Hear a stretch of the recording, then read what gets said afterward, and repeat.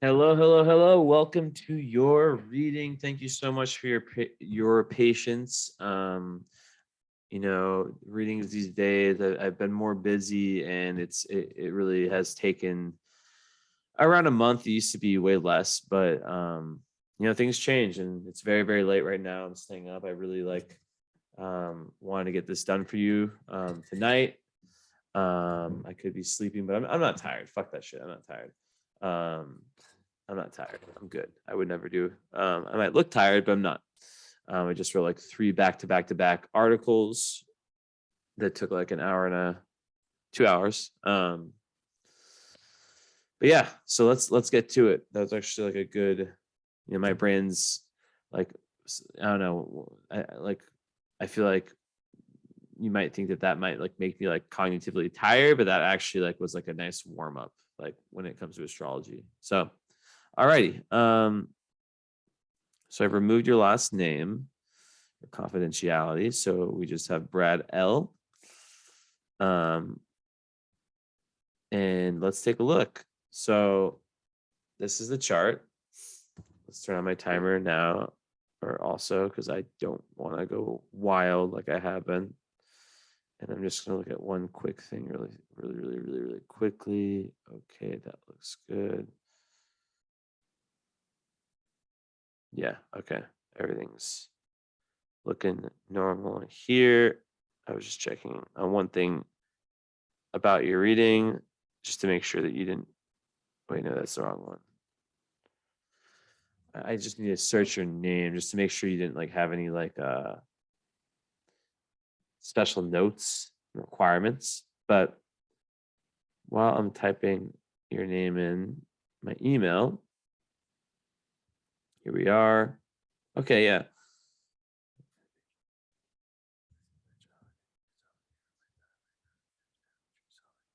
Oh wow. Okay, so I'm very happy I looked at this. Beautiful, beautiful. And this is like, I'm very, very private. So like, that's why I'm not reading this out loud. But ultimately it's coming down to major life changes, and really looking to understand the true self, which is the essence of astrology, right? It's aiding in the understanding of the true self, what lurks behind, what we're told and who we're told to be. Guidance, okay, fulfilling future. So you got the right astrologer, that's for sure. This is what I specialize in. Stuck, I know about that.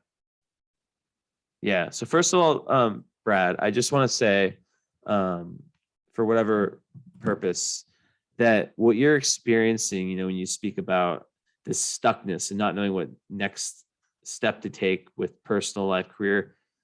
I have many clients. I have many people I speak to, right? Nearly every single one of them is going through some type of crisis in this realm. It's insane. I mean, obviously, there's some people who are kind of set in their ways and whatnot, and they've already figured that out. But so many people, like a lot of times, it's like people who kind of like, I don't want to say like always did what they were told, but like they because when you hit you're born a year before me, so you've hit your Saturn return recently.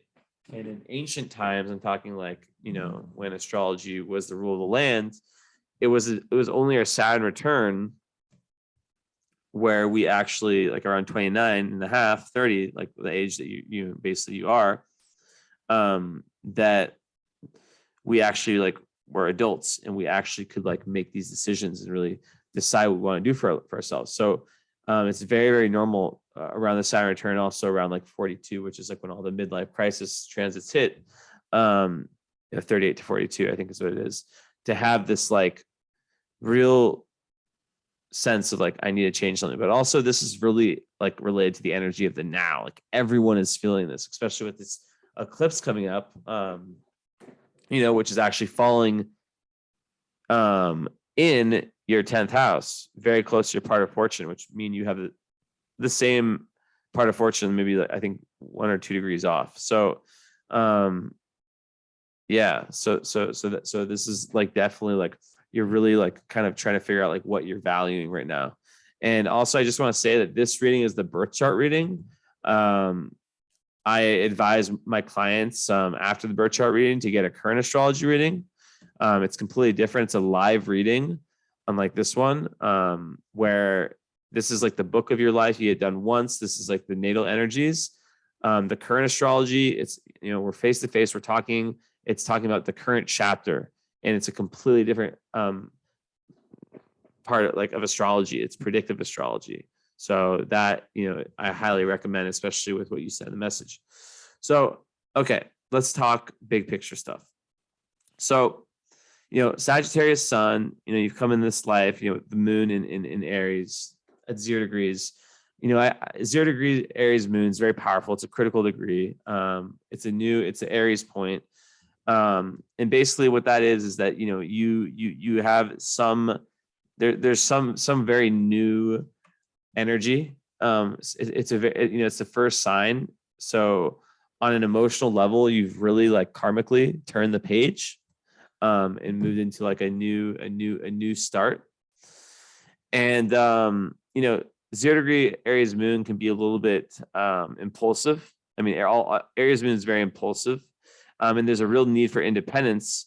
But there can be some kind of, 0 degrees can kind of create almost like what a retrograde planet would feel. So there can be some reluctance, even though there's this big firepower. You can experience some reluctance to go after these big time transformations, which your moon in the 8th house is saying that your life, one of the life purposes is around, and your sun and your moon are both in water houses, the 4th and the 8th.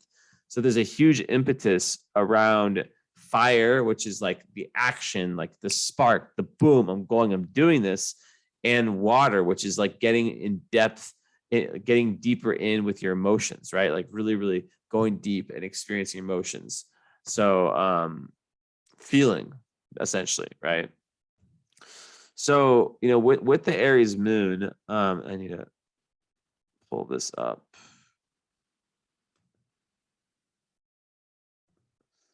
So with the Aries moon, we got that. I thought it says, square with Uranus. There's going to be a level of you that is going to be always kind of pulled with this. There's going to be lots of impulsivity, lots of kind of back and forth energy, right?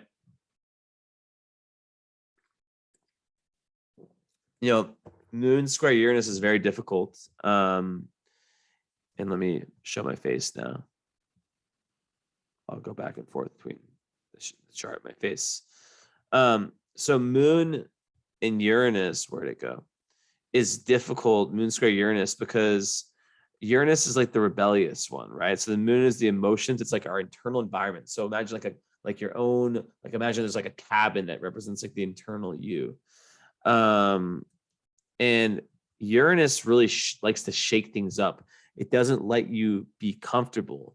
So in your life, you're constantly going through these periods of uncertainty, of shakiness, of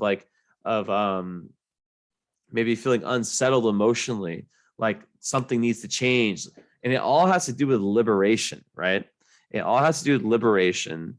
And it's this compulsive need for stimulation and compulsive need for freedom. So it's very, very exciting. And I can tell in your message, you're someone that embraces change, which is amazing. But it can be very eccentric because it's so independent, that it can have a real impact on relationships, right? You can feel very easily boxed in when it comes to relationships. Even though you do have your Capricorn, Venus, and Mars and Scorpio, which are two very, very personal, touchy-feely, maybe not touchy-feely with the Capricorn, but with the Mars and Scorpio for sure, conjunct Pluto, which is a very intense aspect we have to talk about.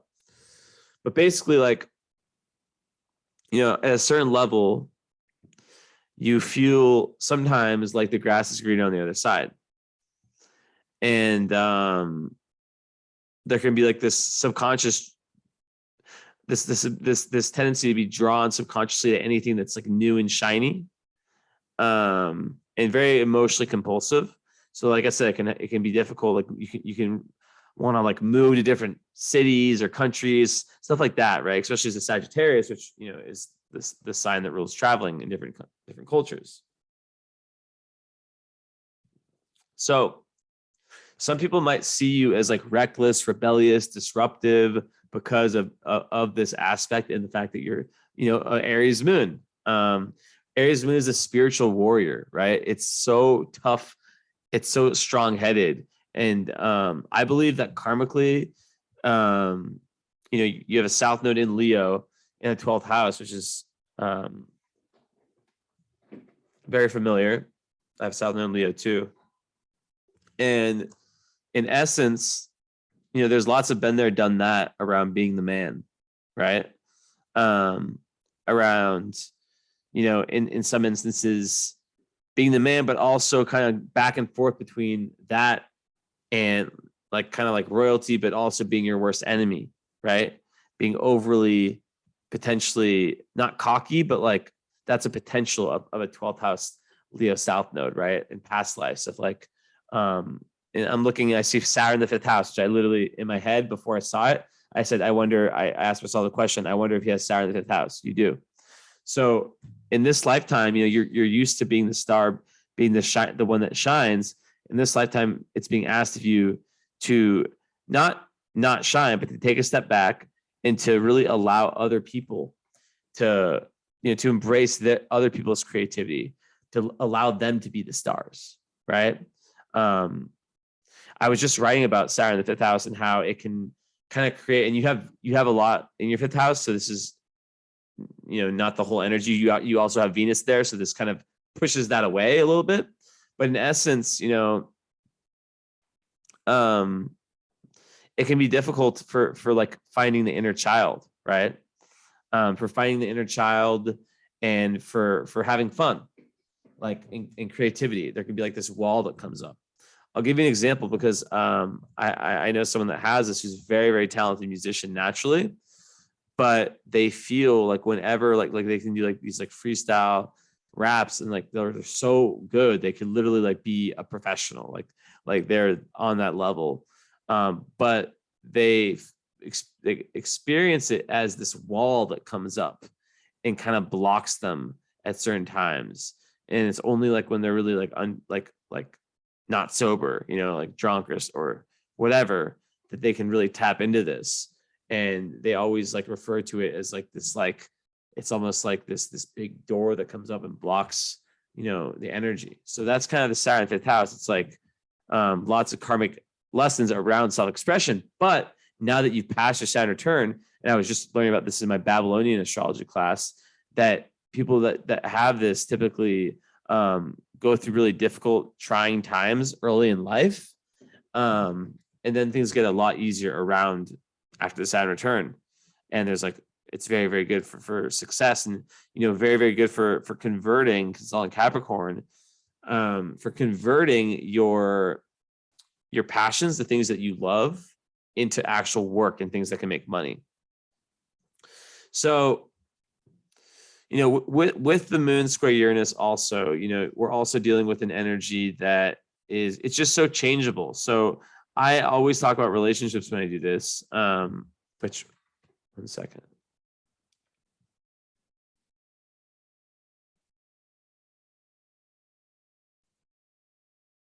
Okay.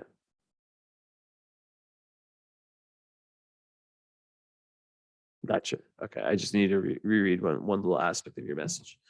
So yeah, with relationships, it's like, I'm assuming you're married. But regardless, I still read, you know, charts the same way for like a 2-year-old, 30, 40, 50, 60, whatever. It doesn't matter to me. I just read them the same way. But essentially what this can do is that it can create something that needs lots of space, and that can be very up and down. So it's you know, really possible, very important to have a partner that really understands this and that gives you space when you need it, and kind of like gets that part of you. So yeah, very, very important. So then Sun and Sag. So the big question, how does Sun and Sagittarius and Moon and Aries connect? Well, they connect amazingly. They're both fire signs. So this is a karmic impetus, a karmic, like even though your south node is in a fire sign, there is elemental grand trine between them. You have lots of talents of kind of having this fiery energy. But what you're meant to do in this lifetime is Aquarius North Node. This is very different than what you're used to. And that's about being of service to humanity. That's about finding something that benefits others, where you're stepping out of the I, which is Leo, which is the South Node, which is like, it's not a bad thing. I also have Leo South Node. So there's a tendency to like want to create, to want to, be an inner child, to want to sometimes be a little bit selfish, and create success and be very ambitious. But in this life, it's like, the success can still definitely be there, of course, but it has to be for the collective. So being of service, finding things that you believe in, and having that, be the basis of your work, or one of your works can be very important. And when I say works, one of your works, I say that because your midheaven, which rules, career and kind of like your dharma, your big picture person, like kind of who you are, it's in Gemini.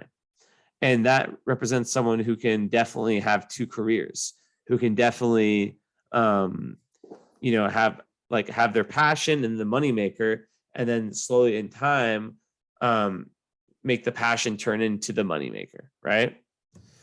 But like you definitely need stimulation and activity in your professional life, and it makes also communication. So you need to be stimulated in what you're doing. And I know that that's something you're really trying to figure out. So with respect to that, things that you have an emotional need to understand the undercurrents of life. That's why you're interested in astrology, right? You really, really want to understand these things. One second, I need to check one quick thing.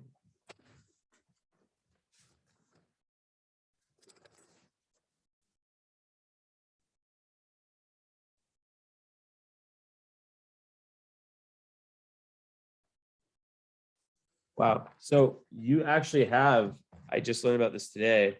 There in Babylonian astrology, there's 3 fixed stars that my teacher told me that if you have them rising or conjunct your sun or on midheaven, it can indicate an astrologer. I have one of these. I have, I just wrote about it, called Hydra, and you have Zosma,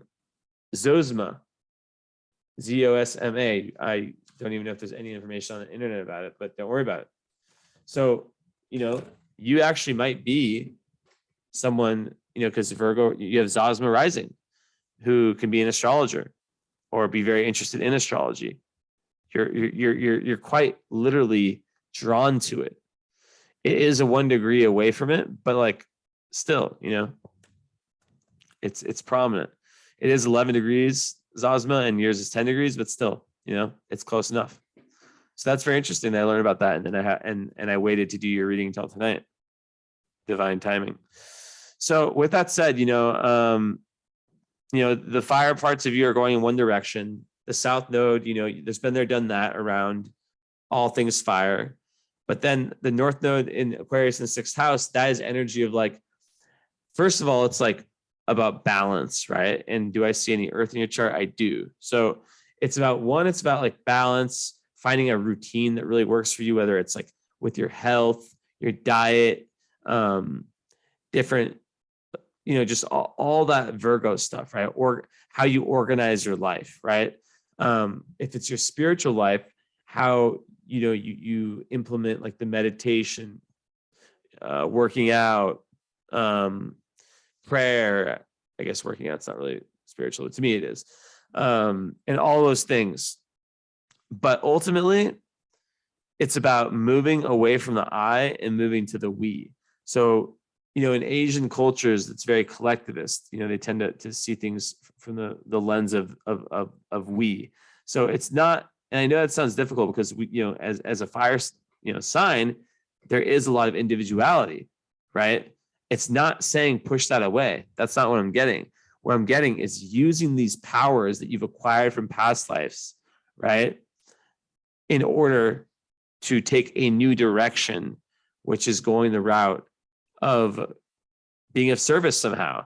And that is what you're feeling. And your message to me is that you're feeling this yearning to be doing something for the greater good, right?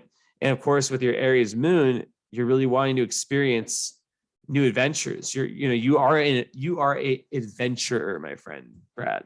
You are a risk taker. You are someone who, not in a bad way, risk taker, but you're someone who is here to try a lot of things out. You're a Sagittarius, and your Mercury is at 29 degrees and an Arctic degree, critical degree. So that's very interesting. 1 second. So yeah, so it's not about pushing those parts of you away. It's about how you can, like, for example, let's say, like, I'll give you a random example. Let's say in a past life you had all these energies, you had all these talents. Let's say you're like a painter or something, or a composer. But you kept it for yourself or some shit. That's a bad example. In this life, it would be like, how can you take all of these powers, this intuition, this ability to kind of like be very powerful and be a great leader, right? South Node Leo is a past life leader, and use it to really, really affect the collective. Now, there's lots of stuff with your 29 degrees. Your ruling planet of your chart is Mercury, which is at 29 degrees, which is a critical degree. And basically it's already in Sagittarius. And I weave the chart. I'm like a freaking spider. I'm like jumping all over the place. I guess spiders don't fucking do that, but they weave. So you'll understand how it all connects. It's a big puzzle. So the sun and the moon, they do really well together, right? They're both going the same degree. It's like a spaceship where, as opposed to someone like me who has sun square moon, where they're completely different. It's like one going this way, one going this way. They're both going the same direction. Now, Virgo, how does that reflect it? Virgo rising, I'll talk about that in a little bit, but there can be this perfectionism. I just wrote a whole article about perfectionism, which you definitely need to read, because you have a few of those indicators I saw in that, or that I wrote as like prominent in perfectionism. But that's the thing, Virgo rising people, they're here to really achieve. They're here to really, they're very observant. And they're accurate. They're seeing things, right? They're usually quite, well, actually, one thing about Virgo rising is, like, you'd think it would be a very tidy rising sign, but sometimes, like, when it's like a low energy, it can like kind of like notice all the bad things about, oh, your house is it's so dirty in your room, but then you go in their room and it's dirty. But a lot of times they're very clean. And they'll really like, so you have all this fire, but this Virgo rising, it holds you back a little bit, in the sense that it makes you more analytical in terms of how you approach situations. And it's a mutable sign, so it's very versatile, flexible, adaptable. Yeah. But a lot of times Virgo risings are pretty quiet and reserved. And like goal oriented, in terms of like appearance, it's ruled by Mercury, so it can keep one looking young. I mean, that's more Gemini, but still, even Virgo, I see that. But it definitely, I think Virgo Mars people, or Virgo rising, you'll have a need to be in shape. And that's also with your North Node, because it's, sixth house is your North Node, and it's a house of Virgo. So it's like there's this karmic, like for you, for some people, like being in shape and like taking care of their health is like, it's just like a thing. For you, it's like a spiritual thing. So that's very, very important to take care of that. And also mental health. I forgot to mention how important mental health is, right? Because for you, as an 8th house moon, you're going through really intense, like you'll have like interactions that might be like impulsive, and especially with the square of the Uranus, you see how all this karma weaves together. So the moon square Uranus, it creates that energy I described before. And then you might, especially when younger, get yourself into these like explosive, like, fuck, like, why did I do that? Like, you might regret it, and that can create shame. But that shame or whatever emotions come up are meant, because they're karmic. The eighth house is about death, rebirth, transformation. So that's what the emotional, you're meant to go through these on an emotional level, where you might look back on yourself in different areas of your life and almost feel like that version of you was like an outdated actor. So you're very like wise, very, very deep. You've gone through a lot. You experience things very intensely on an emotional level. So, it's very important to have a partner and people around you who understand that. Ow, ow, ow. I don't know. I said ow. I was itching. But yeah.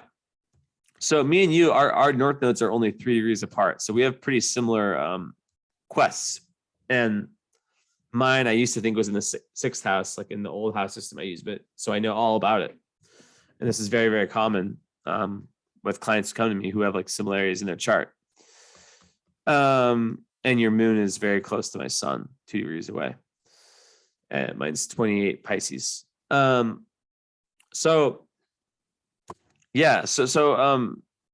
moving kind of to like I was going to talk about Mercury, but I want to really like talk more about the sun and moon. So with the sun in the fourth house, that's another double impetus, double sign that you're here to really like figure things out on your deep like unconscious level, right? Black moon Lilith, it's conjunct the IC. So your childhood is so fucking important. Is there any, and it sextiles your node. So like there's like a huge past life link, but it's a positive one. Of a huge past life link. Your childhood was very, very karmic in some type of way, right? Because you have a sextile between your north node and your triangle between your south node, your nodal axis, whatever, and your sun. So what that indicates to me is that, whatever happened in your childhood is very, very important. And I don't know if there's something you really believed in or something you learned about. I'm not sensing like trauma. I mean, there is Black moon Lilith conjunct the fourth house cusp. So, that can actually kind of be a little bit about that. But, I'm not seeing like the usual indicators. I mean, yeah, like Mars and Pluto are in the third house. They're well in the third house. So, with that said, also with the sun and the moon in that position, that tends to create some type of agreement between the parents, where they, similar worldviews. It's not always accurate, but like, if you have to write a paragraph of like, what was the main message I got from my mom? What was the main message I got from my dad? There would be some parallels as opposed to like complete opposite, like me. Yeah, right. What's that? Nika.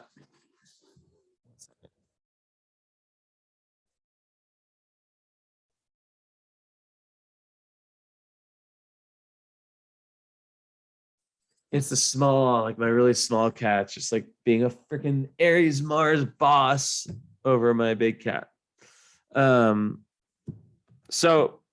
I don't know how that's relevant to your reading. Sometimes I like my cats do shit and I like relate it to some metaphor to your reading, to the reading, but got nothing for you this time. All right. So that's kind of the energy with that. So the fourth house moon, you're going to have a really big attachment to your family. Like family is so important for you. So whatever happened in your childhood, which I don't think you purchased a follow-up, but I would highly suggest it. And I'd be happy to give it to you for $70, which is like the sale price, the price I gave to people who just purchased purchased both together. So let me know if you want to do that. I highly suggest it, but it's up to you. If you understand your own chart and this is enough, that's totally cool. I'm not in it for the money. But yeah, so the fourth house, it's like family playing a huge role in your life. And yeah, just like there's this real Cancerian part of you where like you want like to travel, you want to experience life, you want to learn different philosophies, you want to try on different philosophies, but then you also want to do it within the comfort of your own home. A lot of your life action takes place. Maybe you work from home. I could see that with the Mercury in the 4th house too. But your home space is very important. The nest you have. So it's very important that you have a very comfortable, and it's ruled by Sagittarius, the 4th house. So a very wide and open household, right? On a physical and a psychological level, where all ideas can be discussed, right? Where you feel expansiveness.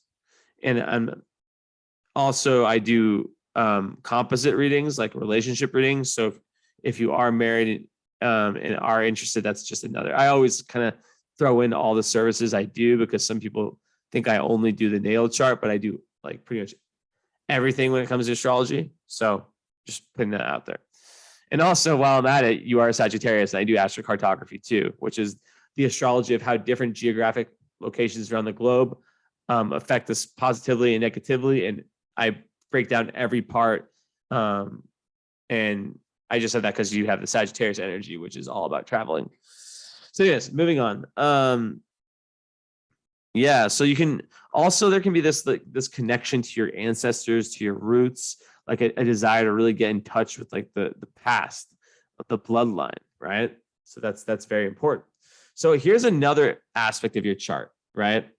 And I see your sun is square the ascendant opposite. Yeah. So sun. So basically, okay. Before I go to the Mercury. Your career is going to be really directly affected, either positively or negatively, by whatever happened in your childhood. There's a huge link between like what you're here to do.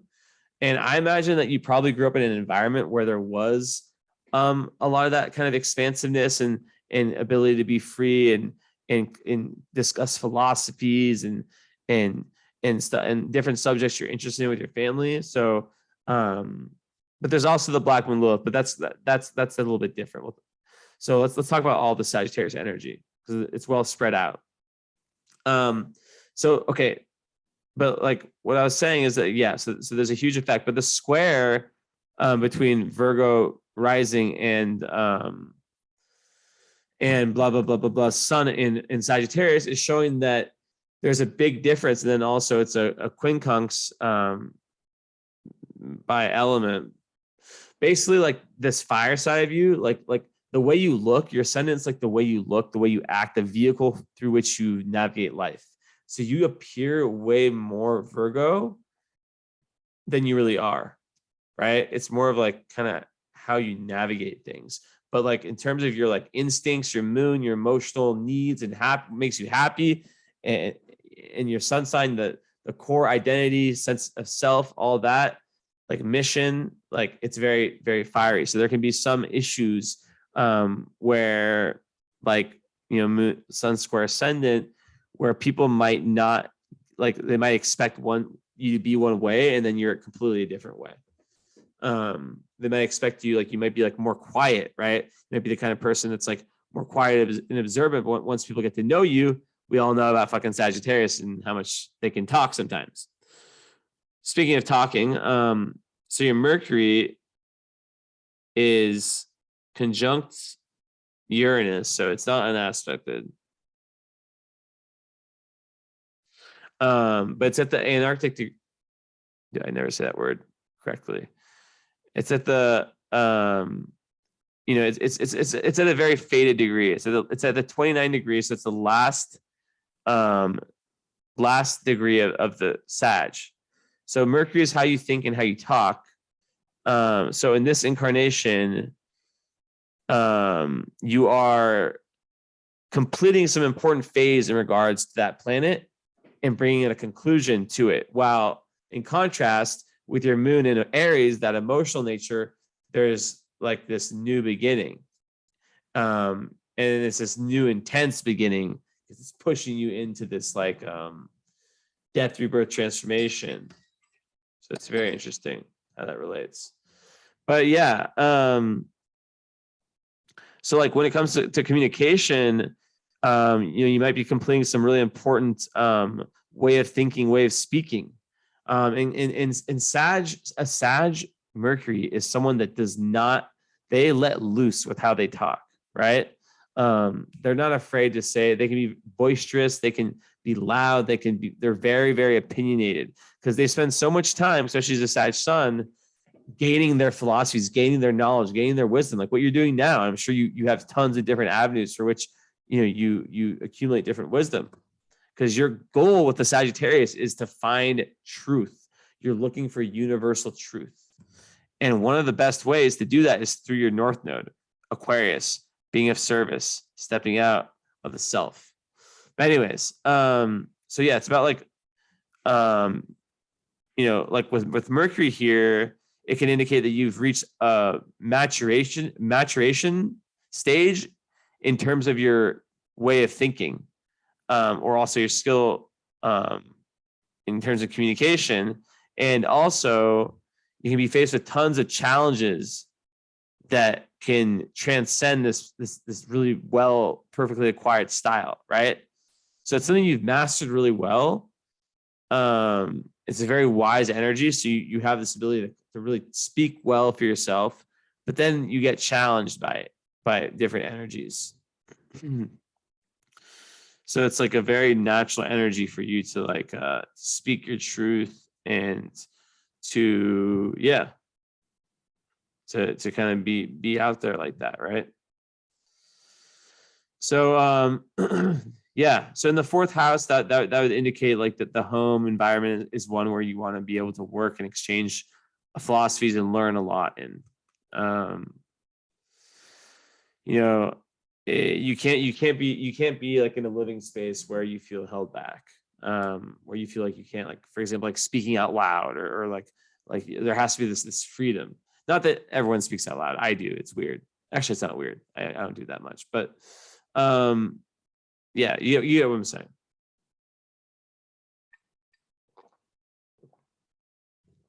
So yeah, and also like it makes you like in communication with people from different cultures and really, really wanting to learn about different worldviews in different cultures.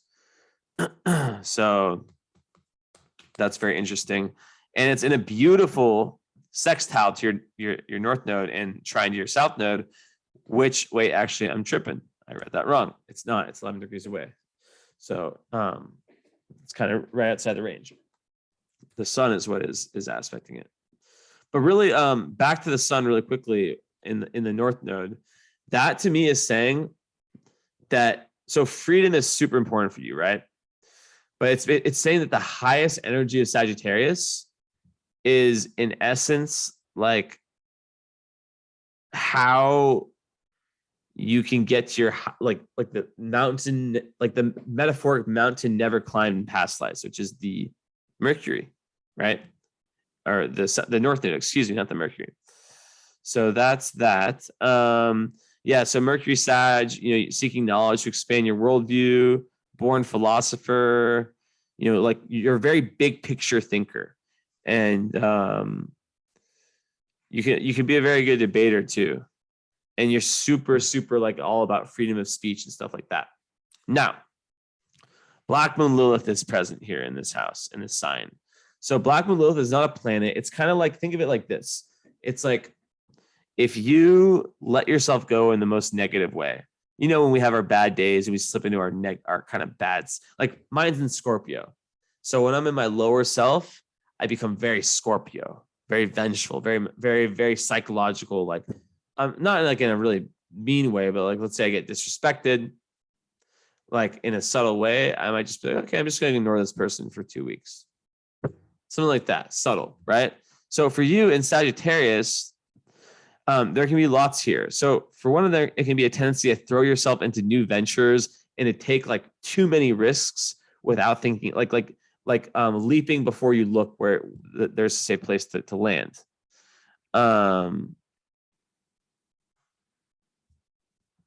So yeah.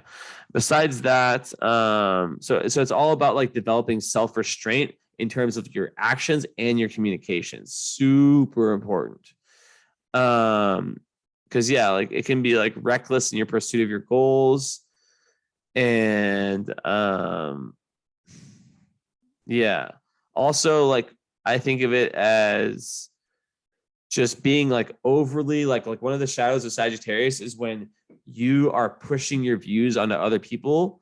And, it's known to be like very open-minded Sagittarius, but the shadow side of it is that it's like, I know I'm fucking right. And I'm going to push this on you. Like, for example, when I'm a Sag moon, which is why another reason why we connect, right? I always have connections with my clients because my moon is conjunct your sun, which we would actually make great friends. I was just telling my girlfriend the other day how I need to have a son or a dude friend who's has a Sag sun, because that's like what makes great partnerships of any kind. When one person's sun's conjunct the other person's moon, you just understand each other. So basically, like, the Sag can be overly opinionated and like, so I was saying, like, when I was first really getting into astrology, I was really trying to force it down people's throat.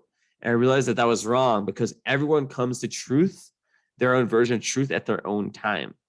So that was a big lesson there. So yeah, that's kind of how I see that.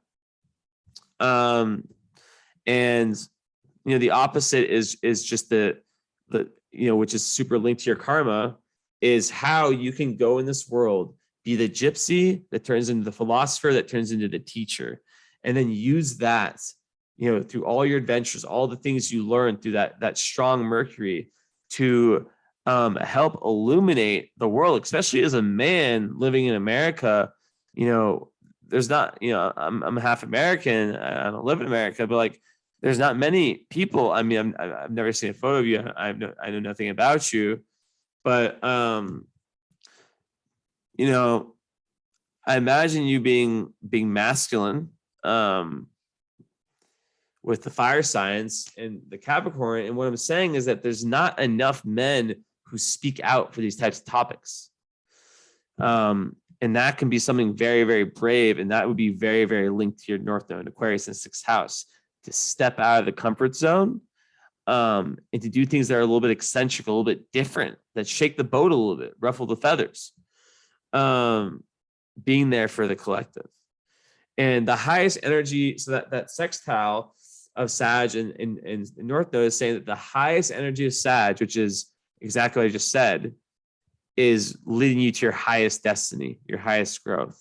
So adventure, try on different philosophies, meet different people, talk to different people. It's all about you getting your understanding of truth. How can you find truth? What your truth is, not believing the BS you hear in the mainstream media, for example.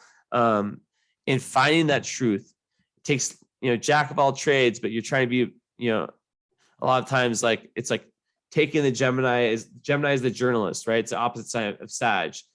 And collecting all that information and then putting it into that truth, which then you live your life on, and you're of service. So I'm not saying, when I say be of service, I'm not saying quit whatever job you have and do a nonprofit. I'm saying just in your everyday life, helping people. Like I said, you have this ability to be very versatile, and maybe you do have like multiple things going on. Maybe you get into astrology. I'm such a salesman. I'm not trying to be, but I'm just saying it. I do one-on-one catered classes, individually catered astrology classes. If you're ever interested, I only said that because you have that whatever the fuck the name is of the ascendant of the star that is rising that I learned about today. I don't believe in coincidences, because there's only 3 that he told me about. So yeah. So with that said, watching out for being like overly, dogmatic and not being open to hearing other points of views. Try to like really like understand where someone else is coming from. But that's massive. So moving on, Mercury rules your chart, is a Virgo rising. And we talked about Mercury, but what aspects does Mercury make? Well, it's conjunct Uranus. So also you're going to be maybe very eccentric and out there and very, very different in your views, but also this is a marker of psychic ability. Truly, I think I wrote about this in my post about psychic ability, if I'm not mistaken. And Did I? Let's see.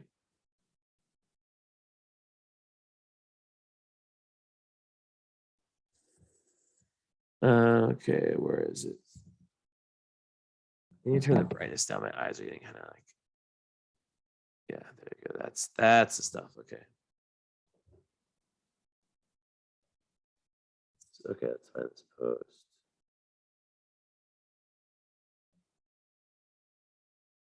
All right.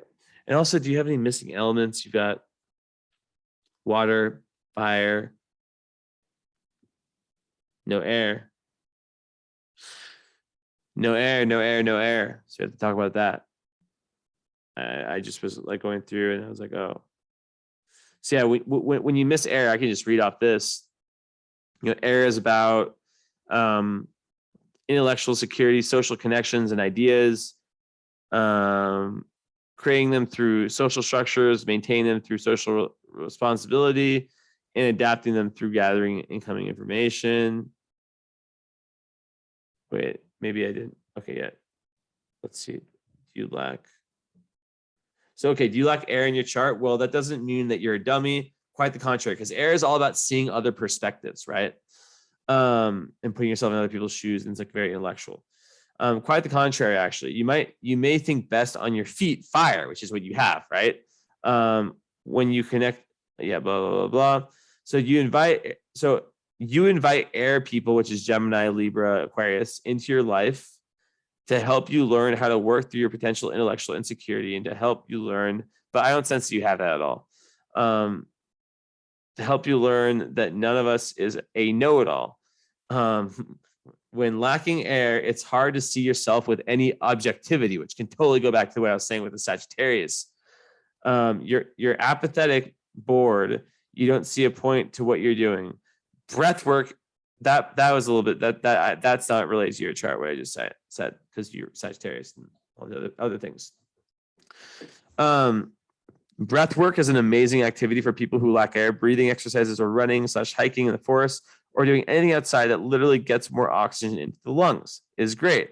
Another great thing to do when you lack air is to write and journal where you can keep a record of your thoughts. Super important. Tai Chi or Qigong are two other good activities as they are two flowy meditative martial art practices. So, yeah. Let's see. Okay, so then I'm looking for that other one.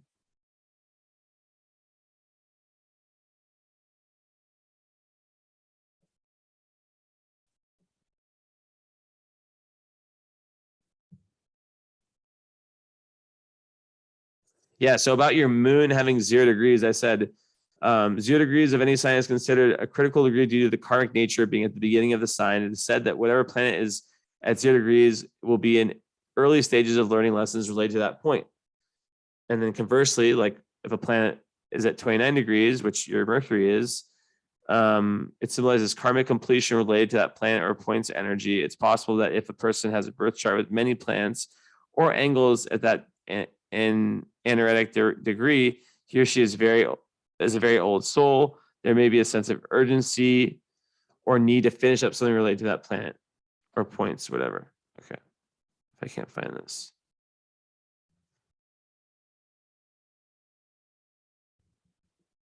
We're just gonna give up.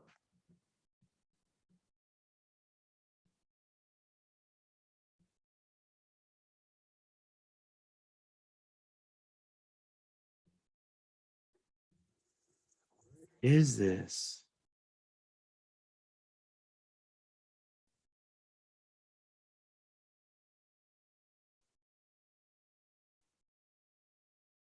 Man, every time I look for a post, I just can't find it.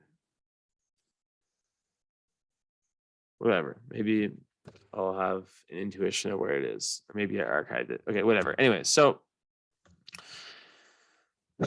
backtracking a bit. So the Mercury and the Uranus. Oh yeah, I think I know where I put it. I think it's hidden.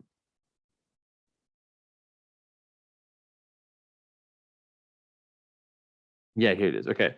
So I said, this gives a brilliant mind that of an eccentric genius. Ideas come thick and fast out of nowhere. Aided by a keen intuition and sometimes psychic ability, these flashes of instincts are processed at lightning speed with abstract reasoning. This can create a human whose mind is able to get spiritual downloads when they are able to slow it down, although the latter may be the hardest part. It's like a Ferrari or a super fast, out of control horse. So this is most definitely a genius energy, someone who thinks outside the box, someone who's forward thinking, original, unconventional ideas, and also unconventional way of communicating them. So very good. And let's see. So that's kind of what that is. And you're going to be very different from the people around you. That's just your karma. So it's like accepting that. It wasn't, especially like in this like kind of like this day and age of the like fucking toxic masculinity. It's really hard to break out of that. But you'll have like a very, very genius mind. And journaling is super important for you. Writing in some way, because you also have your third house planets, which we'll get to next in Scorpio. Getting out all that stuff, you can like do automatic writing like Carl Jung, and just like get downloads like from your writing or from your communicating. Okay, so moving forward, and let's check the timer. 50, damn. Okay, so we've gone over a lot already though. So the sun, okay, talked about that. Okay, so now with love, so Venus is in Capricorn, 28 degrees. So, and also let me flash my fixed stars and see if there's anything important.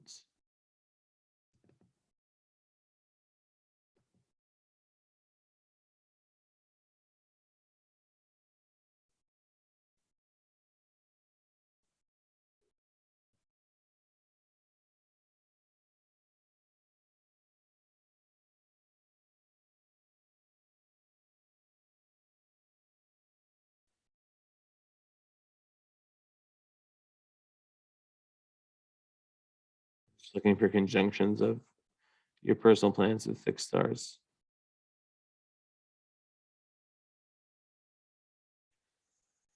Okay, so none there, none there.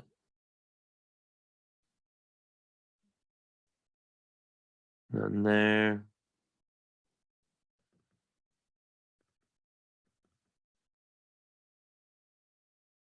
None there. And there's one. Lust conjunct Jupiter. So you might be a horny motherfucker. I don't know how else to say it. Jupiter makes everything bigger, and lust is about lust. What do you expect?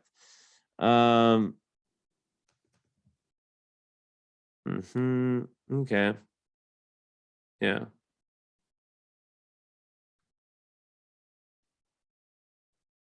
So now let's click on this other option.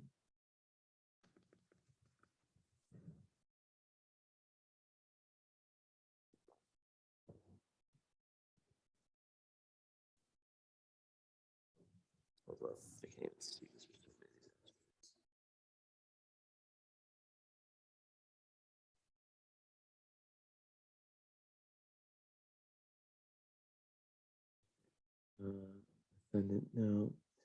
No.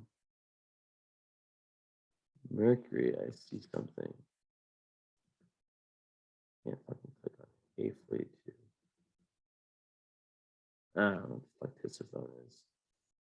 Okay, that's nothing huge. North Node is conjunct. 2 degrees away though.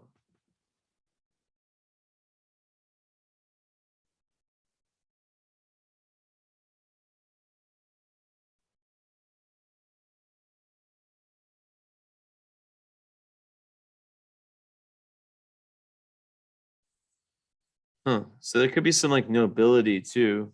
You have Hidalgo conjunct the North Node. Um, that's a kind of like a princely energy, which you do have the Leo South Node too. Okay, let's keep going through these.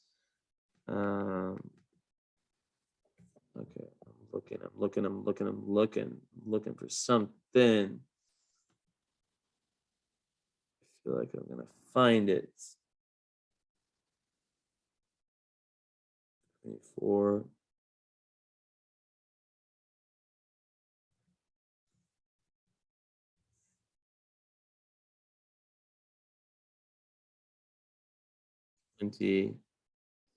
Nope. Nope.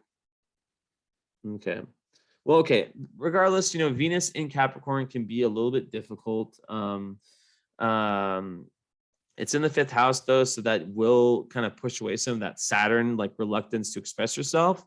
But overall, you will be someone who does have like a creative side, and it's all about like being able to tap into that. So that's super, super important to know about, because like I see in your chart like tons like this like yearning for a creative outlet, something that connects you with that heart, right? And so when I think of Venus in Capricorn, I think of, and it's conjunct the vertex. So there's going to be lots of like your doorway to higher awareness is in a large part through love. But Venus in Capricorn can create issues with self-love, especially early in life. So I really imagine that you felt a lot of weight lifted off your shoulders in the last like year or two.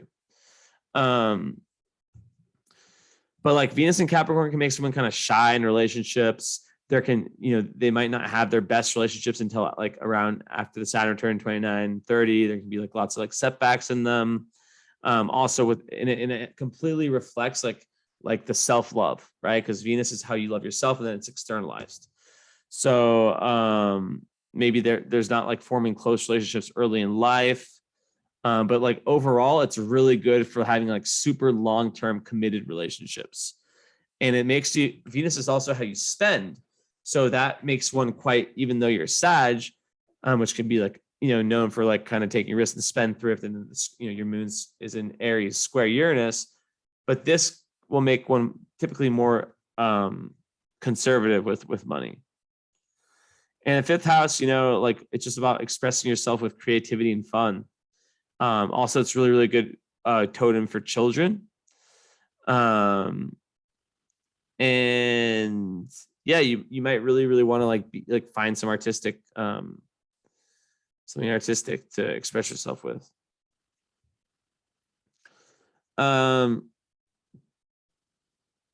So it's conjunct the vertex, which is interesting. And let me pull this one up.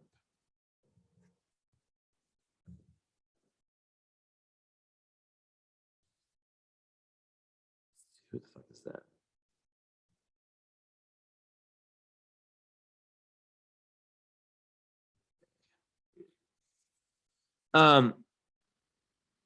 So actually, before I go there, interesting part of your chart is that the sun moon midpoint, which is literally like the middle, like your sun's here, your moon's here, like the midpoint of them is really is close to your north node. So it's literally saying that like it's just re-emphasizing the north node is like this coming together space of where your sun, your moon can do the best, because they're both in fire signs.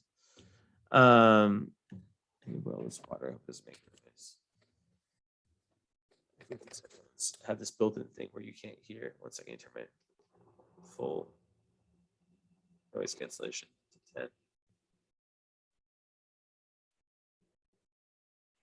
Yeah, I literally can't hear my tea boiling, my hot water boiling. I really hope you can't hear it. It'll only be like a minute. So basically, that it's further emphasizing that point of the North Node Aquarius and success, which if you do a follow up, we can go further and further into that.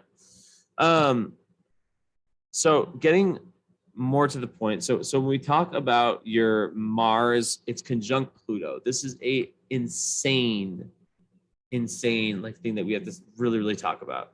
Mars and Pluto together means that you have the two malefics together, right? Which malefic is the difficult planets. In the third house. So I don't know if you have a sibling or siblings, but this could definitely indicate troubled relationships with siblings, where there's lots of power games and power plays, and competition, psychological warfare types, like shit like that. But Pluto conjunct Mars gives you a superpower. It gives you this ability that, okay, so first there's the thing you have to get past, which is the power. Like the obsession, there can be an obsession with power with someone that has this chart.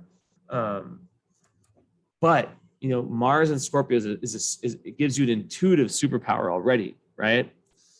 Like Mars and Scorpio it's indignity. It means that you have this ability to kind of like see through the bullshit of life. It's a very sexual, also very sexual placement. Makes you like a very passionate warrior. And it can make you like you're not the guy to fuck with at all. With Scorpio, Mars, and Moon, Aries, you're not the person to fuck with. You might be nice, but you're not the person to fuck with.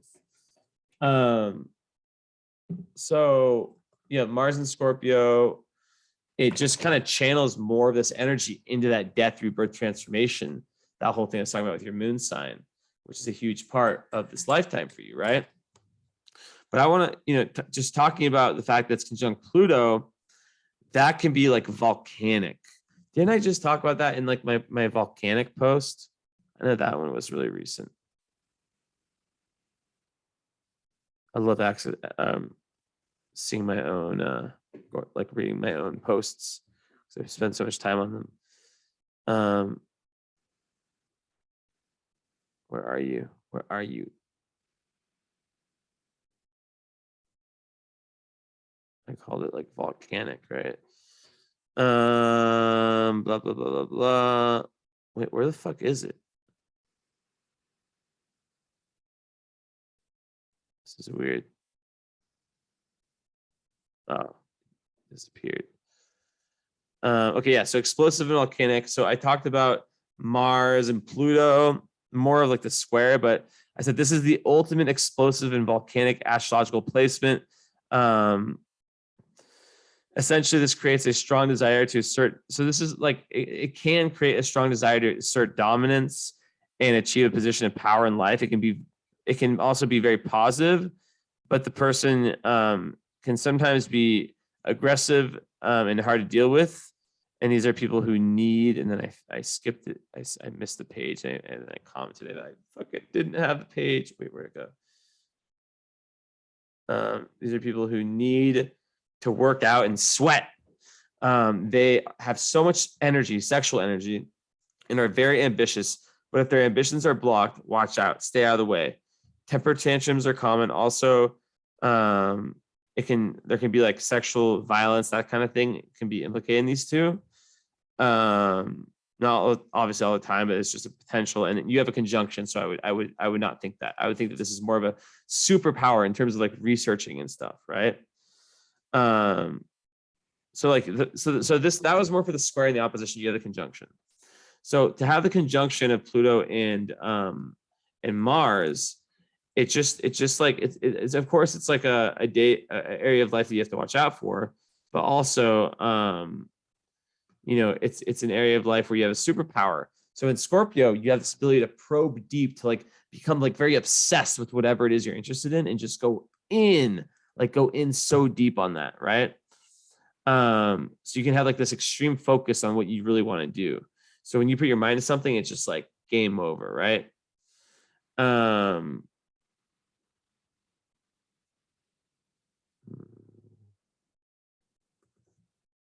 to find something.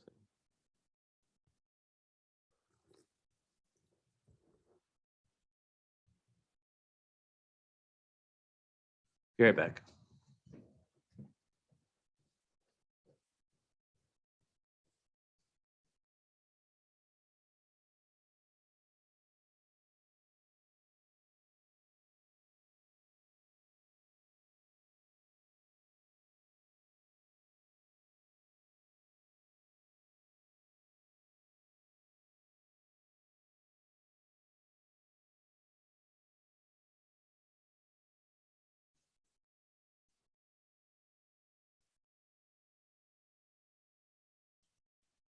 It's got my little sleep pill, like melatonin, valerian.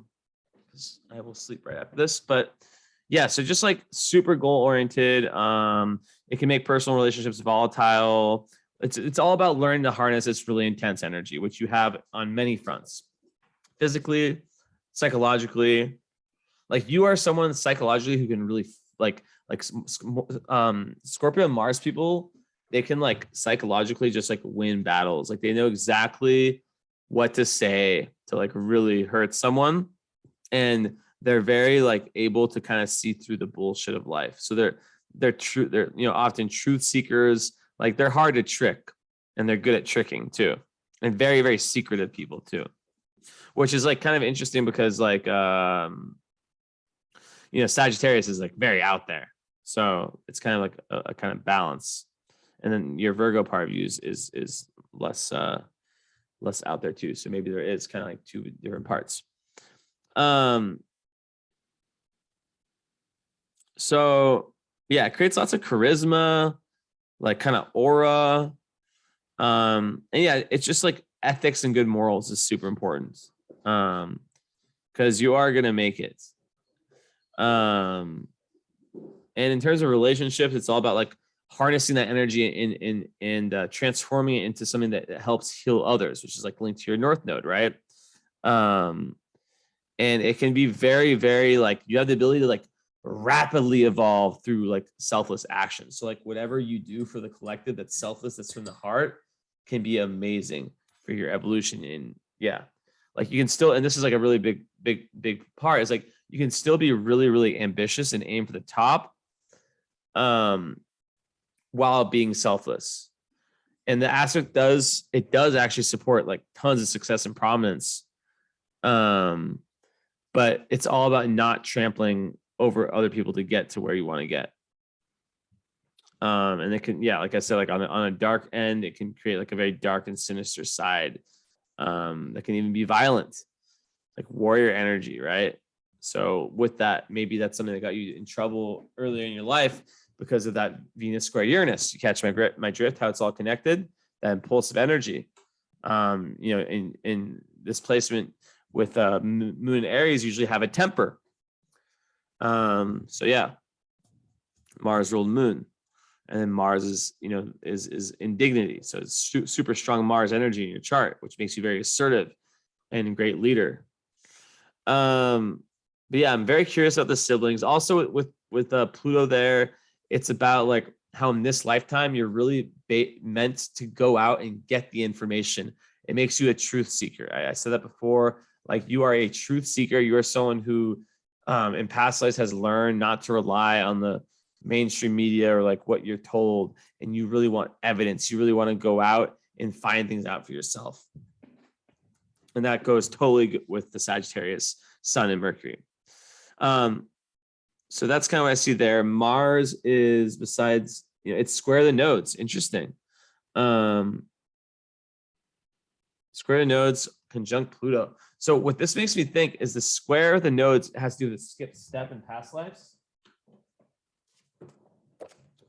188, right? No, 88. Fuck. But yeah, it talks about, okay, yeah, it's 113. Talks about a skip step. No, it's not 113. God damn it. It's here, 147.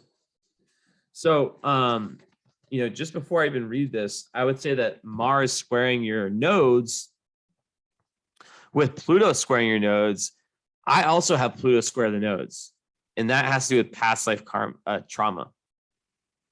So you have come in this lifetime with trauma. So you might not have had a fucked up childhood or this or that, but it may have felt that way because you have come in this life where with past life fucking trauma. I'll read you about it. You'll see. And I wrote in my book, I don't know if you ever got the chance to read it, I talk about how astrology helped me see this because I never really had any of these like real trauma markers. And I went to different therapists, and I had a problem with drugs before, and like I finally learned about astrology and realized like, no, this is past life karma. This is from the past. So that was like a huge liberating lesson for me. So Mars, it makes me think that like in a past life, maybe you were like overly domineering, where you were like very assertive and very dominant. And what I just read to you about like, but then I don't see the Mars retrograde though. So that's what's interesting. Usually the skip step with Mars has to do with action and acting. When it's a Pluto, there's trauma. So it could just be related to like either like giving a trauma or receiving a trauma. Let's see what the book says. Let's start with Mars. So when Mars squares the moon's nodes, the nature of the unresolved material pertains to the nature of desire and the instinctual will. So the range of possibility here includes unresolved anger, unresolved sexual feelings, and physical or sexual violence. Anger with or from others could be threatening to stability, just as hidden anger could also be at play. It's passive toxicity being part of the problem. This placement can signify a situation whereby the will has become co-opted in some fashion, and the person is overly compliant or lost. We could also see a situation in which excessive dominance has distorted the soul's original intention. This placement can indicate an unmet need for independence in past lives, which can then be a source of supposed anger, which is interesting, but it could also be the opposite, where you weren't giving other people independence. But the unmet need can also express as a source of paradox in relationships, whereby the freedom to grow with another is desired, but a subconscious fear of a intraprint. Wait, what the fuck? The will to grow with another, whereby the freedom to grow with another is desired, but a subconscious fear of entrapment prevents, which I already talked about with the moon square Uranus. This subconscious fear of entrapment prevents this need being fulfilled meaningfully, which is so interesting because I literally thought about that and said that earlier. So yeah, like in relationships, this is astrology. This is the beauty and the magic of astrology. Two completely different parts of the chart, and a lot of times it's like 3 or 4 saying the same message. So you know it's important if it's said in multiple things. So it's like learning how to balance, how to communicate, right?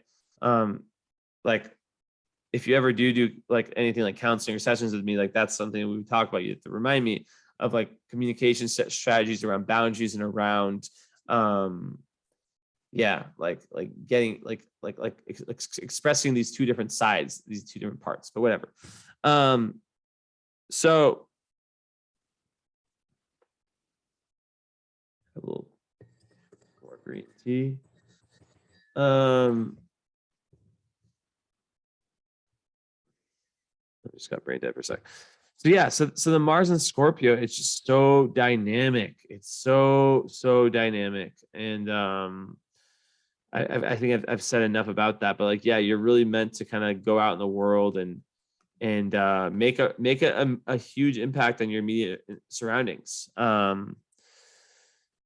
It can also make one quite dramatic, for sure. But in the 3rd house, it's like there's this deep need for you to state your thoughts. So throat chakra. So the whole 8th house, like that whole going deep within yourself, there's like this big need for you, this like evolutionary goal for you to learn how to truly speak your truth. This is fucking massive. So this is like just as big as the North Node stuff, right?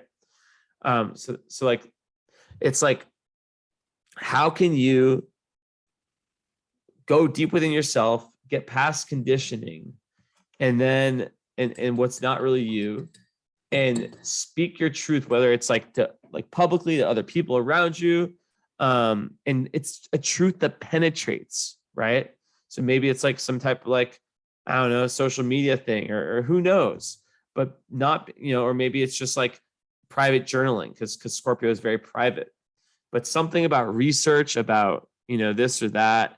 And in terms of careers, yeah, like anything that involves something you're passionate about and research, you're going to have a superpower. Like research is in terms of like needing to like learn a lot about something. Like you will, like if you were like into astrology, for example, you'd have this superpower to like really just like become obsessed, or if it was tarot or whatever the fuck it was, you know?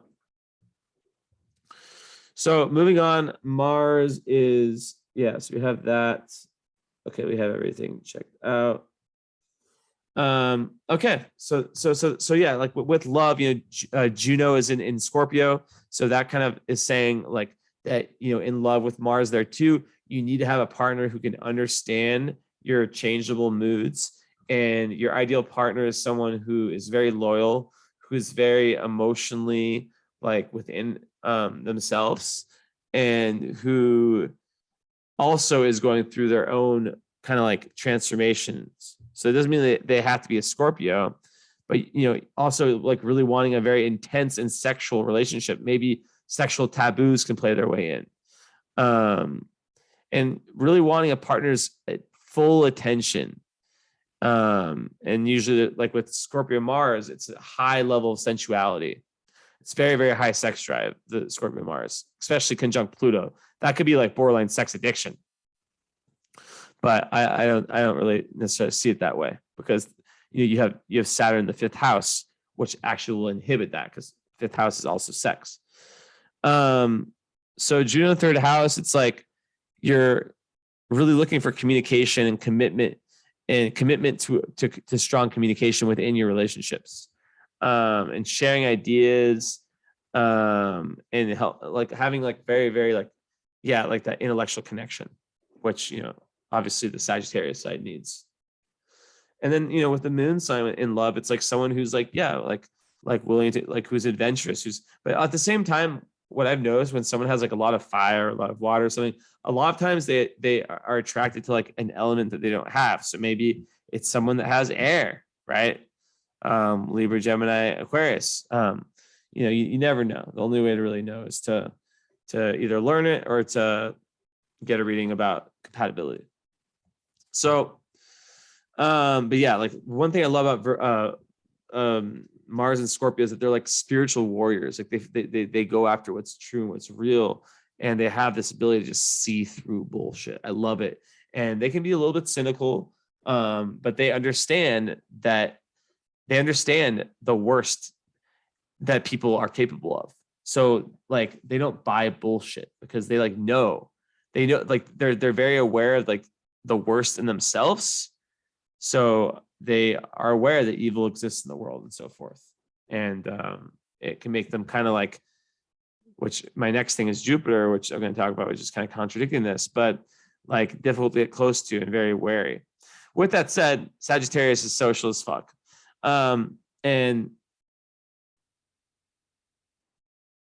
yeah, so Venus is unaspected. I didn't really mention. So that is just speaking that like, actually, one second, I want to pull something up. Unaspected planets basically mean that there's no, you know, the aspect is like the important angular relationship between two planets. So when one's unaspected, basically it creates like this free, like it's like just like the spaceship that doesn't get checked by it. It's like a government with no checks and balances. So with Venus, it can create like a very charming person. It's actually quite good.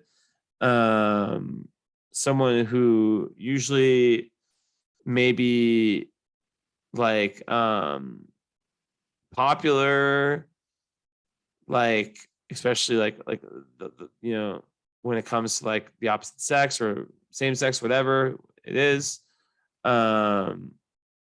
And yeah, they just you know, Venus being self-love and love, it can kind of just like move through that in an easier way.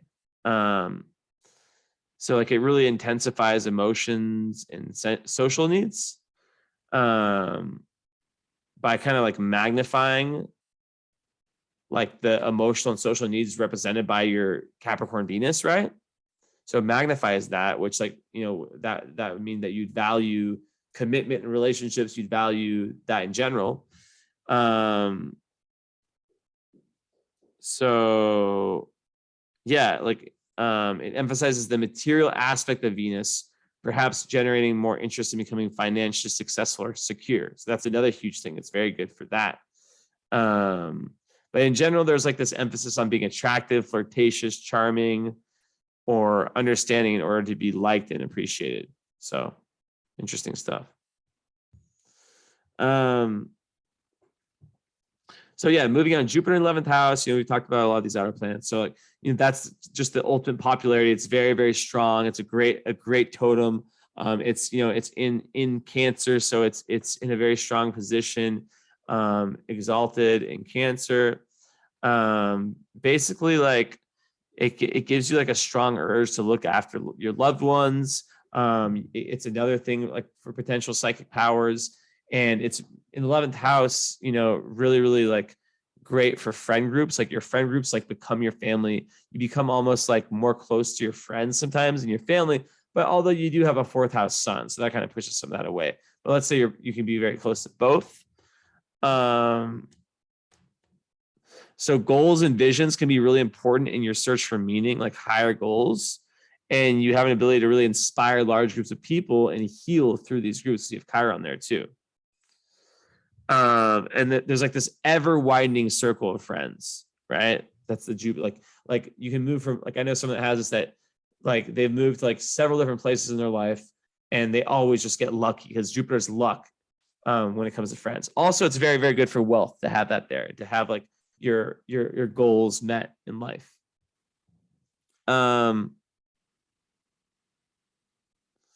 So yeah, and then Cancer, it's like a strong urge to look after your family, to look after your loved ones, very family-oriented person, someone who has very strong emotions too, and very idealistic. And there can be a very large family, right? And the beautiful part of it is that you can almost feel like the world is your family. Now, 1 second, I need to just do a quick thing.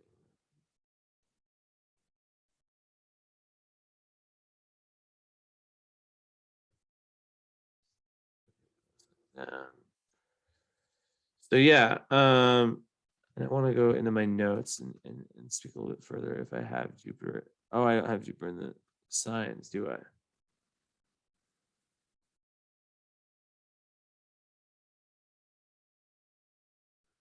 So yeah, in the 11th, I think I said enough. So Chiron on the 11th means that you're a healer of the collective. You have the potential to be a healer for the collective, and it's in Cancer.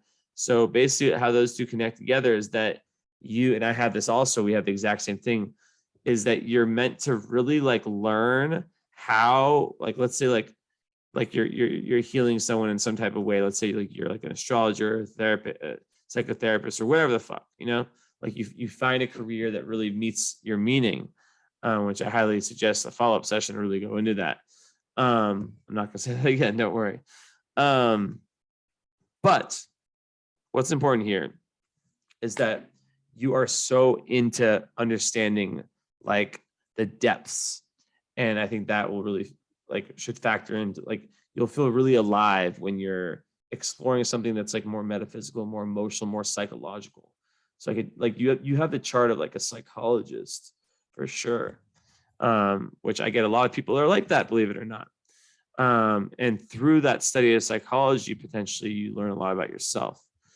Like I said, it doesn't have to be like a professional thing, but just like, yeah, go like the occult, esoteric, and all these different things. You learn a lot about yourself and your Sagittarius greater wisdom.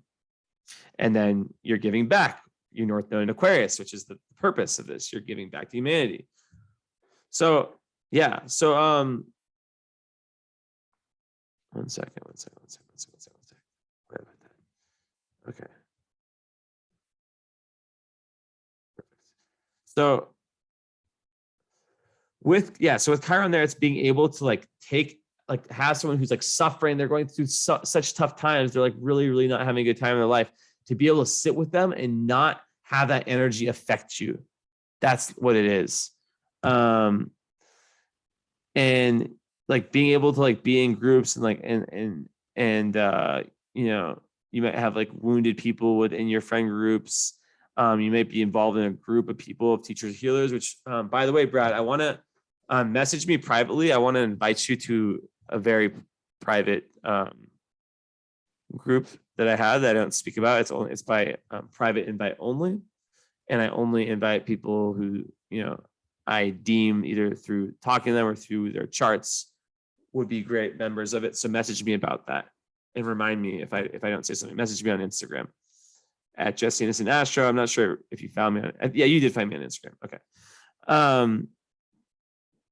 So yeah, the Chiron, it's like in Cancer, that creates an energy where you may feel unsure about yourself and your own family. It's not always that, but it can sometimes be a painful relationship with your father, or just like maybe like painful experiences at home growing up. But like in the end, you intuitively know how to like care for your family as you know, like you have your family now. You intuitively like know how to care for them. You really care so much about them, which I saw through your message when you were bringing up your family. Okay, moving on. So I could go house by house at this point. You know, we already talked about Virgo in the first house. You know, order and precision are preferred. You know, developing. You can be very critical and like perfectionist. Which wait for my post when I release that. I kind of like. It's so weird. Instagram kind of like shadow ban me. Like I can tell by like the amount of stories I get when it goes from like 10 times more a few days ago than it is now. So I might like wait a day or two before I post that like mega one I wrote, but it's about like placements that show perfectionism. But yeah, so you have to watch out for that. And basically like that's like that 0 or 100 or nothing. 100 or nothing. I'm setting up impossible ideals for yourself. And when you don't get them, so it's all about self-compassion, self-love, which your Capricorn Venus also needs. So it's like being your own best friend, being there for yourself. Second house, Libra. So that is basically, you know, very good for finances, you know, with Venus in Capricorn. That's like a money maker. I see very good things from money in your chart. You appreciate beautiful possessions. Very good for negotiations too. And yeah, you know, it's a strong placement to have Venus in Capricorn. It's just a money sign ruling that second house. Okay, third house ruled by Mars, which is in its own house. So that third house communicating is so massive for you. The houses 3 and 6 are the really important ones. And third house is Gemini. So it's like mixing Gemini and Scorpio. What's his name? Jordan Peterson, I believe he's a Gemini Scorpio, if I'm not correct. And he is a perfect example of that depth and that ability to really communicate his truth. So that's kind of like an example there. With a Scorpio, very like perceptive, incisive communicator, and really being able to focus your attention well on the task at hand. And yeah, like you can be someone that moves people through your communications. And then the thing with the siblings, I'm curious about that, if there's anything there. So Sag on your IC, we talked about that whole house. I already talked about it, like enjoying like discussing philosophy with your family. You know, you like having like you travel with your family when growing up, and needing like a very spacious family home. I talked about that. So Capricorn ruling the 5th. So we have some planets. The last planets I haven't talked about here. You have Uranus. I talked about Venus.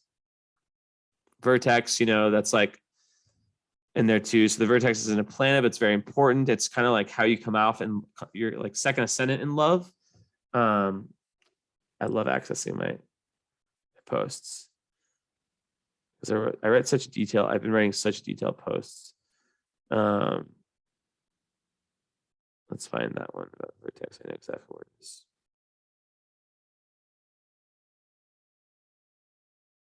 And then, yeah. Well, while I'm looking, you know, vertex, like it's kind of like a second ascendant. So kind of like how you appear to people when you're in relationships with them.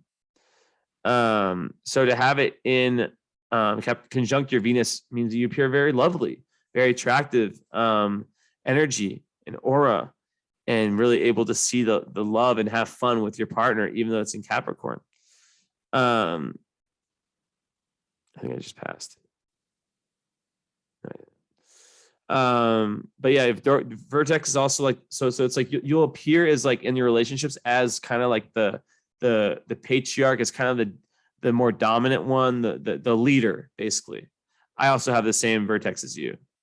It's just not conjunct Venus, so yours is going to have a lot more smoothness to it, like a smooth leader. And let's see, I think I talked about the signs.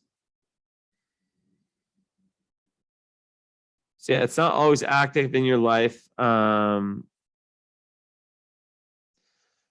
Like it's very relational. It's very romantic. It's like very romantic. I think I wrote two. Okay, so vertex, yeah, and here's what I was looking for. In Capricorn, responsibility and leadership are huge for this sign. Learning and respecting rules, duties, and obligations is an essential aspect. Organization and patience are key skills you must develop, as these are skills that people need of anyone with a vertex in Capricorn. That's very interesting. So yeah, like basically like you will, be very attracted to people who kind of like, how you say, like your doorway to higher awareness will be through your relationships and through these fun relationships. So yeah, and like also children and any creativity can open this doorway to higher awareness for you.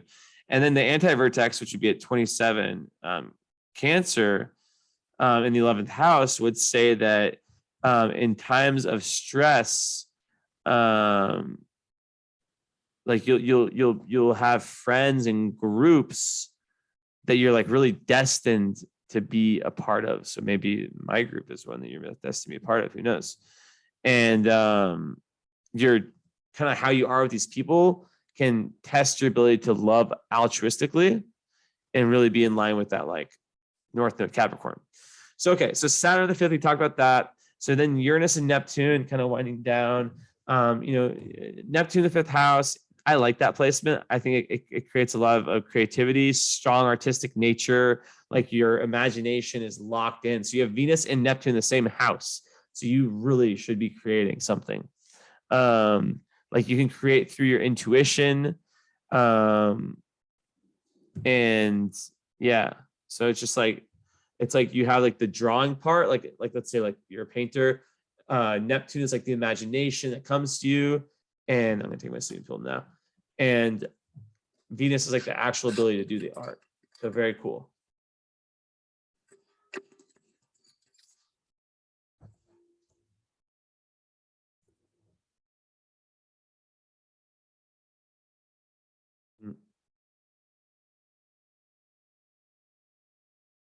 My mouth is so dry for some reason. It's very hard to swallow that, but I did it. I succeeded. Okay. So yeah, Uranus in the 5th, it's also a very nice energy. It gives you like this real ability to undertake like very original and creative hobbies. You can get downloads when you're allowing yourself to have fun and let go. You can get these like downloads. It can give you kind of like an eccentric and unconventional creative pursuit that you choose. And yeah, like you could be really interested in like I've always attributed my love for electronic music to this placement. I don't know. I mean, I have other things, but yeah, overall 5th house Uranus, it's a fun one. And you can have like flashes of intuition that come when you're creating. That's kind of the emphasis of it. So North Node, I talked about this, but like just like a different way of looking at the North Node. We're close to done here. It's a quest to learn responsibility. You need to let go of the desire to escape into fantasy and develop a productive new life. And then Aquarius, this is a quest towards service to humankind. You'll experience a struggle between your own personal needs and a sense of dedication to others. You need to lay aside the personal need for honor and prestige and use your talents to serve the world, which is just another way of saying what I already said. And yeah, oh, I didn't read the square with Pluto. I think I remembered. So we read the square with Mars, right? The skip step. So the south node and north node square Pluto. This is a crazy one. This might bring tears. I don't know. So when Pluto, wait 1 second. Yeah. Squares the moon's nodes, the unresolved material relates to the deepest unconscious self. Its motivations, compulsions, resistances, and its urge for transformation. In some ways, this is the ultimate skip step. Pluto's square, the nodal axis, can be likened to a fork in the road, a battle between the adaptive self and the higher self, between ego and soul. This placement represents a fundamental encounter with deeper unconscious forces, either to evoke radical transformation or to become trapped in psychological attachments and compulsions, or some combination of both. A critical divide in the deeper self needs exploration and resolution, yet this placement indicates the potential, as all skips do in some way, for tremendous resistance to the evolutionary goal. So this placement suggests, and I underline this, that a struggle between power and powerlessness, which is so like Scorpio with that Mars, has been playing out over lifetimes. Ooh, I get the sense too of like going back and forth between being very powerful and then very like non-powerful in terms of like, you know, like prince to homeless person type shit.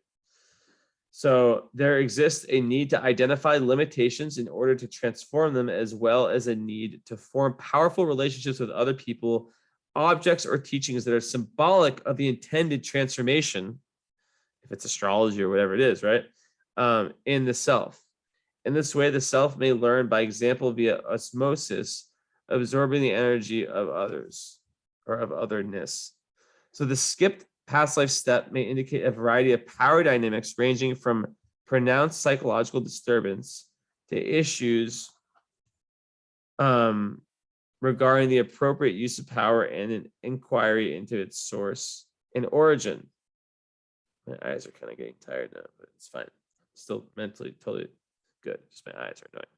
So there may be issues of personal betrayal on every level, betrayal of self and others, and being betrayed by others. What the fuck is that twice? Or there may exist a need to confront limitations, both the self and others. This skip step demonstrates a critical juncture in the karmic evolution of the soul, involving a profound choice as what to commit to in order to effect transformation.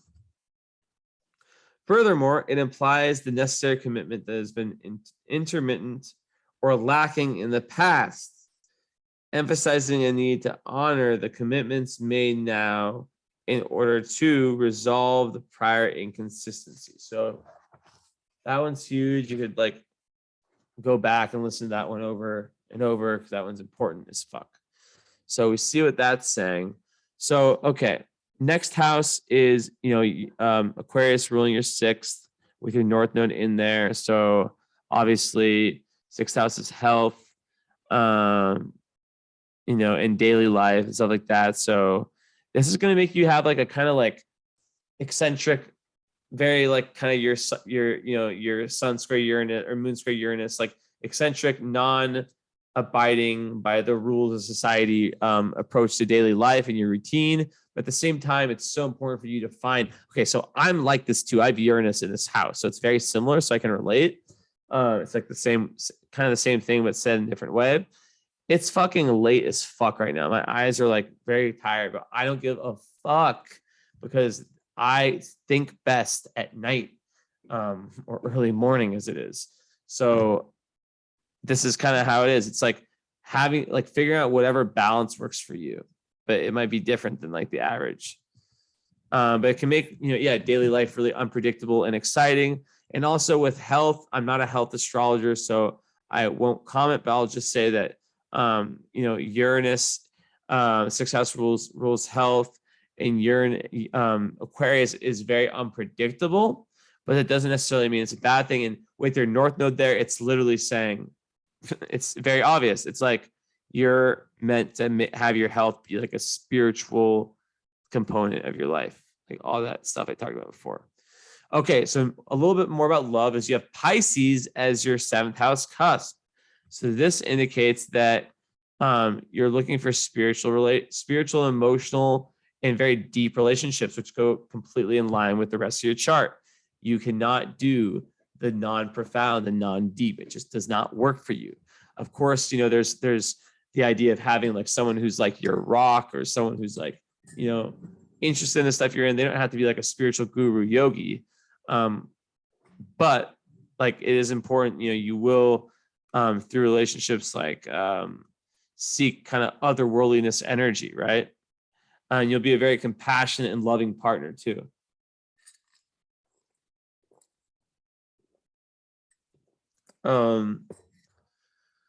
There could be some martyrdom tendencies within relationships, and you can be also overly idealistic when it comes to personal relationships. And it's really important to share spiritual and artistic endeavors and thought processes, values with your partner. So important. Okay, 8th house, where your moon is. Obviously, like Aries in the 8th is like you're really willing to go deep into like almost impulsively do these things that some people are afraid of doing their entire lives. You're here to have these very, very big emotional like evolutions. And it can also, once again, sexuality comes up. Like you might be like the initiator in things that are sexual, whatever. I like talking about sex that much in these readings. Taurus, 9th house, and also 8th house ruled by Mars and Scorpio. That's doubling down on everything I just said.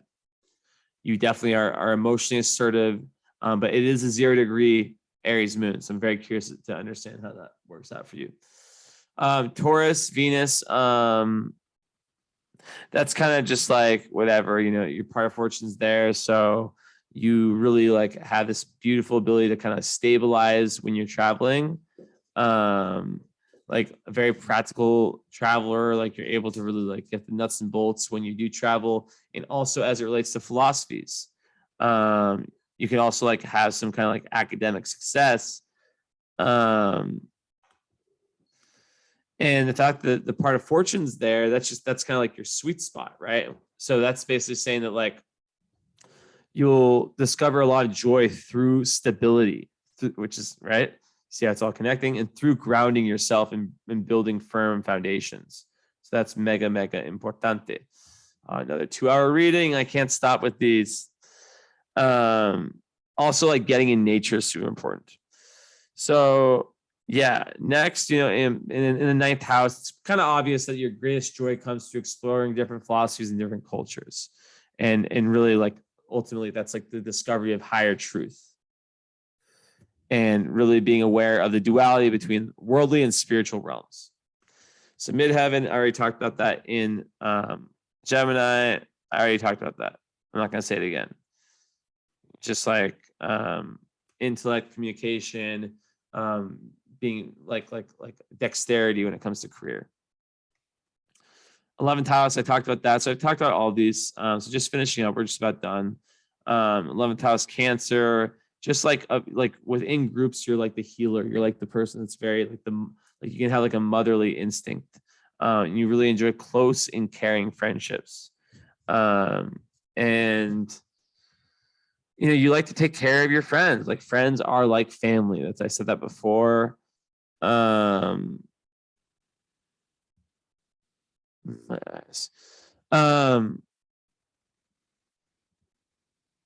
Also like it relates to like establishing like a home and like a family and a very secure, beautiful environment. That's also a very healing environment. So that's interesting.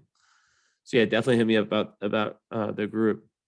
So finally, Leo, 12th house. I mean, with your South Node, it's pretty obvious in past incarnations. You know, you've been like, I guess I could read from this book to end things off. You know, you've been kind of, it's kind of like past life Prince energy. I have the same thing. So some people with this can kind of walk into this life with like a sense of entitlement. So that can be dangerous. Also, really quick with the Pluto, I just like randomly flipped on your Pluto 3rd house. So it's talking about like keen powers of observation, a penetrating mind. In a past life, you were controlled by information, and now you regard as super essential in terms of getting your own information. So it insists that you exercise great caution when handling the intimate communications of the classified data of others. So very secretive, very, very secretive. And then apparently now you must, in this lifetime, use the power of words and ideas to demonstrate to the community that the pen really is mightier than the sword. New beginnings depend on your ability to keep both the secrets you're empowered by and the ones you're entrusted with. In this Pluto house, knowledge is power. So yeah, and then the whole thing with the siblings. Okay, so finishing off, although this book has so much juice to it. 1 second. I can barely keep my eyes open, but like, yeah, I read this. No, I talked about this. I'm just like looking for like things I've underlined. So like, with the Saturn, it's like personal distinction is only achieved by putting your fragile ego out on a creative risk or on a creative limb, taking creative risks and courageously demonstrating passion. And while this Saturn is willing to give you 29 and a half years to learn how to take an emotional chance in your life, it won't give you center stage until you take a creative risk on yourself. Okay, so let's just go through these. Just see if I like missed little thingy things.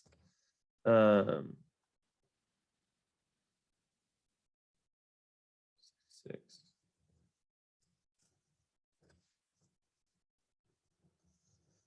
Okay, so whatever.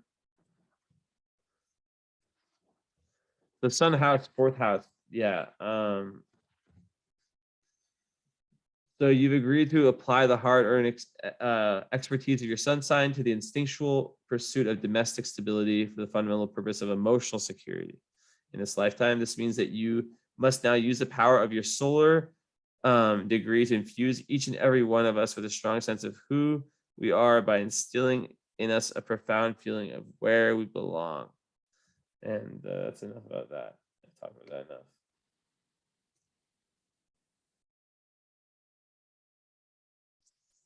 Okay. So Saturn, you know, we talked about it, whatever, 5th house. Neptune in Capricorn reflects a powerful public figure whose professional status, office, or power was used to honorably influence and oversee the orphaned or underprivileged. That's saying.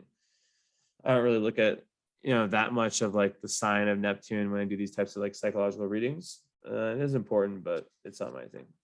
So Neptune in the 5th, let's see, I underlined the universal payback is your creations. So nobody does it better. This karmic debt appears to be the result of a previous lifetime in which your celebrity status and pleasurable lifestyle were achieved through the self-serving abuse and or lazy neglect of powerful authorities, romantic love, or creative talent. In this somewhat egotistical existence, you dominated, which I've already seen clues of this. You dominated those who looked to you for leadership by arrogantly reaping the creative fruits of their individual labor. And I'm not a sugarcoater astrologer. I fucking say it how I see it. That's what I do. No wonder yesterday's guilt can be so. But with that said, this is not necessarily fucking factual. This is what this author's opinion is of the Neptune. But like it has kind of gone with different parts of your chart. So no wonder yesterday's guilt can be so easily invoked by today's personal reactions, especially your offspring. Although frequently compelled by your weakness for romance and your aptitude for the performing arts, your karmic payback in the here and now requires your unselfish service in giving others, I underline this, the creative recognition they deserve. I literally already said that at the start. And the joyful sense of fun that they so desperately need. And if not, expect a painful loss in the area of life that determines your in the areas of life that determine your own. So in particular, any experiences with children, love affairs, romance, personal creativity, play, drama, blah, blah, blah, blah, blah. Play, drama, art, leisure activities, recreations and sports, investment / gambling. Okay, so I'm just going to only give the Leo in the 12th house. Oh, I should say the Uranus one. Let's see if there's any juice there. Or is there no Uranus here?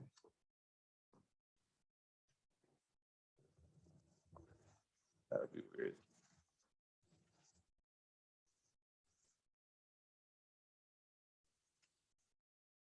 I can't believe this book left out Uranus.